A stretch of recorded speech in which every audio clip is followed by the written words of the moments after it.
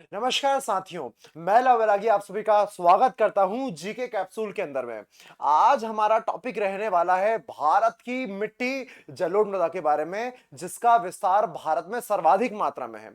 साथियों, एक प्रश्न पहले निकल के आता है कि जब जब हम बात करते हैं एग्रीकल्चर की, वनस्पतियों के वृद्धि विकास की, वाटर स्टोरेज की, तो सॉइल मृदा बार बार चर्चा में आती कहानी। सर, वास्तव में मृदा होती क्या है?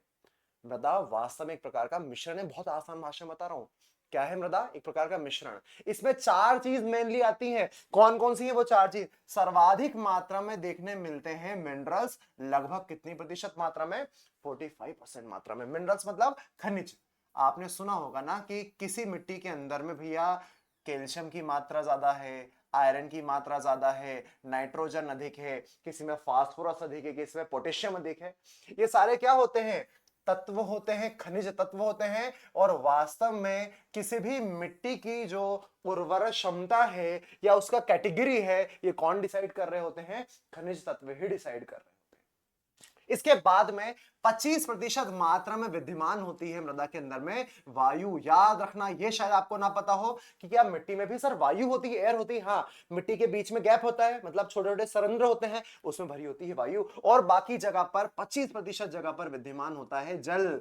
मतलब ध्यान से सुनो भैया, तीन जरूरी कंपोनेंट। पहला 45% मिनरल्स, 25% वायु, 25% जल। बचा कितना? 5%। कम प्रतिशत है मगर बहुत जरूरी है। इसका नाम है ऑर्गेनिक मटेरियल। आपने शायद नाम सुना हो ह्यूमस का। कोई भी मृदा जितना अधिक उसमें ह्यूमस होगा, वो उतनी ही ज्यादा मात्रा में उर्वरक होगी। अर्थात उर्वरकता को डिसाइड करने वाला एक महत्वपूर्ण फैक्टर कौन है? ह्यूमस है। ये चारों चीज विद्यमान होती है किसी भी मिट्टी के अंदर में। साथियों, मैं थोड़ा करंट अफेयर्स की बात भी बताते चलता हूं ताकि आपको कनेक्शन समझ जाए ज्योग्राफी का, कैसे आपको समझना है और कैसे आपको पढ़ना है। आप सभी ने सुना होगा एक योजना के बारे में, नाम था सॉइल हेल्थ कार्ड स्कीम। मतलब मृदा का भी एक कार्ड बनाया जाएगा। क्यों बनाया जाएगा, कैसे बनाया जाएगा, सब बताऊंगा। परंतु याद रखो, प्रधानमंत्री श्री नरेंद्र मोदी जी द्वारा 19 फरवरी 2015 को यह प्रारंभ किया था। केंद्र सरकार और इसमें राज्य सरकार का भी सहयोग लिया जाएगा। क्या मतलब होता है? आप भी अपने शरीर का हेल्थ चेकअप करवाते हैं कि नहीं करवाते? कि शरीर में हीमोग्लोबिन कितना है, इंसुलिन कितना है, और जैसा ही आपका रिपोर्ट कार्ड आता है उसी हिसाब से आप काम करते हैं कि भैया दौड़ भाग ज्यादा नहीं करना है, ये नहीं करना है, वो नहीं करना है। मिट्टी भी तो बहुत जरूरी है, क्योंकि यही मृदा है जिसके अंदर में भारत की कृषि निर्भर कर रही है। 70% लोग सीधे और अप्रत्यक्ष रूप से इससे जुड़े हुए हैं। अगर खाद्यान्न उत्पादन एक साल भी कम हो गया तो भारत के अंदर में महंगाई बढ़ जाएगी, भूखमरी की समस्या भी कई जगह आ सकती है, खाद्यान्न संकट आ सकता है, कुपोषण हो सकता है, हाहाकार मच सकता है। अर्थात सही सॉइल के अंदर में सही कृषि फसल को लगाना जरूरी है ताकि उसका उत्पादन बढ़ सके। क्या हम सॉइल का भी हेल्थ कार्ड जान सकते हैं? क्या उसका हेल्थ चेकअप हमको करना चाहिए? और इसी कारण से इस योजना को लाया गया था।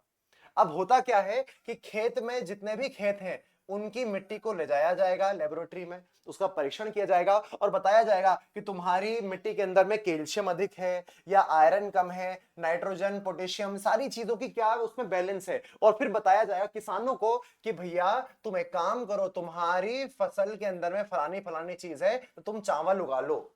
ये तुम्हारी फसल के अंदर में, तुम्हारी मिट्टी के अंदर में फलाना फलाना परसेंटेज कम है तो चावल बिल्कुल मत उगाना, तुम एक काम करो कपास उगा लो। अर्थात जैसा चेकअप होगा, जैसी उसकी प्रॉपर्टीज होंगी, अगर उस हिसाब से फसल लगाई जाए तो बड़ा फायदा होता है। याद रख लीजिएगा इस योजना के बारे में। अब मैं बात कर रहा हूं भारत के अंदर में ICAR, Indian council for agriculture research ने भारत के अंदर में 8 मृदा समूह बताए हैं, जिनमें से सबके नाम मैंने लिखे हैं। आपने देखा भी होगा, इधर देख लो, एक बार बोर्ड पर दिखाता हूं। आज मेरा एक ही के बारे में बताना मेन सिनेरियो है। सबसे बड़ी मृदा जिसके बारे में बात कर रहे होंगे हम लोग, इसका नाम है जलोढ़ मिट्टी। क्लैरिटी इस वाली जगह पर। राजस्थान में आप चले जाओगे तो यहां पर होगा शुष्क मृदा, यहां पर होगा पर्वतीय और वन मृदा। आप जब मालवा के पठार और दक्कन के पठार में जाओगे, यहां पर काली मिट्टी देखने मिलेगी। बाकी अन्य दक्षिणी क्षेत्रों में आपको लाल पीली मिट्टी देखने मिलेगी। पश्चिमी घाट और इवन मेघालय की तरफ आपको लेटेराइट मिट्टी देखने मिलेगी। तो कई सारे प्रकार हैं। इसके अलावा पिट मृदा भी होती है, इसके अलावा लवणीय क्षारीय मृदा भी होती है। सबसे मेन कहानी सर जलोढ़ मृदा मतलब क्या, यहां पर कहानी थोड़ी ट्विस्ट हो रही है, बहुत ध्यान समझना कहानी क्या है। एलुवियल सॉइल का निर्माण होता है, याद रखना, एक अपर्दन के कारण, जिसका नाम है जल अपर्दन। सर अपर्दन मतलब क्या? भैया नदी जो है, नदी बहुत तेजी से आ रही है, उसके अंदर में बहुत ताकत है, और जब भी वो ताकत से आ रही होगी, सोचो बीच में जितनी भी चट्टानें होंगी, चट्टानें टूटेंगी, चट्टानों के टूटने से क्या बनेगा? अवसाद बनेगा। इसी अवसाद को इंग्लिश में कहते हैं सेडिमेंट्स बनेंगे। क्या बनेंगे? सेडिमेंट्स बनेंगे। अब नदी क्या करेगी? नदी तो आगे बढ़ रही है, अपने साथ अवसाद लेकर जाएगी, परंतु कभी ना कभी तो ये अवसाद जमा होंगे, और जब ये जमा होंगे, जब ये निक्षेपित होंगे, जब ये डिपॉजिट होंगे, तो वहां पर जिस मिट्टी का निर्माण होगा उसका नाम होगा जलोढ़ मृदा। मतलब जल के द्वारा लाए गए अवसाद ही क्या कहलाते हैं? जलोढ़ मृदा कहलाते हैं। अर्थात ये जल अपर्दन के द्वारा बनी एक महत्वपूर्ण क्या है? मिट्टी है। साथियों जितना दूर अगर कोई सॉइल जाएगी तो इसका है ना घर्षण बहुत ज्यादा हो जाता है, अर्थात इस मिट्टी के कण बहुत छोटे छोटे होते हैं, और जितने छोटे छोटे कण होते हैं, विज्ञान ज्योग्राफी कहता है कि उसके अंदर में जल धारण क्षमता, वाटर होल्डिंग कैपेसिटी उतनी ही ज्यादा होती है। मतलब ये मिट्टी बहुत ज्यादा पानी को होल्ड कर सकती है। सर ये क्यों बता रहे हो आप? क्योंकि याद रखना, ऐसी मिट्टी जिसमें पानी बहुत अधिक होगा वो तीन फसलों की बहुत जरूरी होगी। इनको अपन कहते हैं जल प्रधान फसल। आपके एग्जाम में बहुत ज्यादा काम आने वाला है ये जल प्रधान फसलों में। सबसे पहला नाम है, सबसे इधर देखने मिल रहा है आपको, गन्ना या शुगर कैन, चीनी उद्योग का सबसे मेन चीज। दूसरी कहानी, जो भारत की सबसे प्रमुख खाद्यान्न फसल है, बताओ कौन सी? चावल या राइस, धान। ठीक है। इसके बाद में आपने सुना होगा जिससे थैले बनाए जाते हैं, बैग बनाए जाते हैं, जूट। ये तीनों चीज सर्वाधिक मात्रा में कहीं उग रही होंगी, तो सॉइल का नाम क्या है? Alluvial soil. याद रख पाओगे? तो एलुवियल सॉइल का निर्माण किसने करा? नदी ने करा, नदी के द्वारा अपर्दन ने करा। ध्यान समझना, सर्वाधिक मात्रा में परसेंटेज फैला हुआ है, कितना है? 43% इलाके में फैली हुई है। एक चीज और देखो ध्यान से, जब कभी आप प्रायद्वीप में देखोगे, नीचे की तरफ देखोगे, तो नदियां बहुत सारी है ना। जैसे कि आपने नाम सुना होगा, गोदावरी नदी है, कृष्णा नदी है, कावेरी नदी है।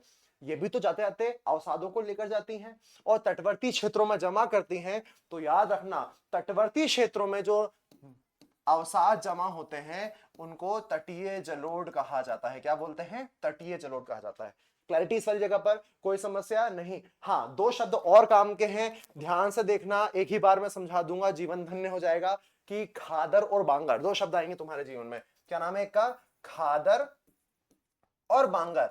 इनका संबंध किसके साथ है? तो इनका संबंध भी आपकी जलोढ़ मिट्टी के साथ ही है। मैदान कई टाइप के होते हैं, जब जहां पर बड़े बड़े पत्थर दिख जाए उसको बोल देना भाबर, जहां पर दलदली भूमि देखने मिल जाए उसको बोल देना तराई क्षेत्र। नदी है, मान के चलो आपके गांव शहर के आसपास में कोई नदी होगी, नदी के जस्ट पास का जो हिस्सा होगा ना, ये पास का हिस्सा कहलाता है क्या? खादर। क्या कहलाता है? खादर। क्योंकि हर साल मानसून के समय पर पानी आता है, बाढ़ आती है, और बाढ़ के समय पर नया अवसाद आता है। क्या आता है? नया अवसाद, नया मलबा, नया सेडिमेंट। और ये नए अवसाद, ये नए अवसाद ही कहलाते हैं क्या? खादर। परंतु जब आप खादर के पास देखोगे, खादर के पास पड़ोस में देखोगे, यहां पर थोड़ा दूर की तरफ देखोगे, यहां पर अवसाद तो है, परंतु यहां पर अवसाद थोड़े पुराने हो चुके हैं। तो भैया जो ओल्ड डिपोजिट्स है वो कहलाते हैं बांगर, और जो नए डिपोजिट्स है वो कहलाते हैं खादर। मजे की बात यह है कि दोनों ही अपने अपने स्तर पर उपजाऊ हैं। खादर के अंदर में उर्वरक क्षमता ज्यादा होती है, बांगर थोड़ी दूर है, तो यहां पर एग्रीकल्चर हो सकता है। तो याद रखिएगा, मैंने सारी की सारी कहानी आपके सामने ओपन कर दी है, वापस रिवीजन करवा रहा हूं, ध्यान सुनिएगा।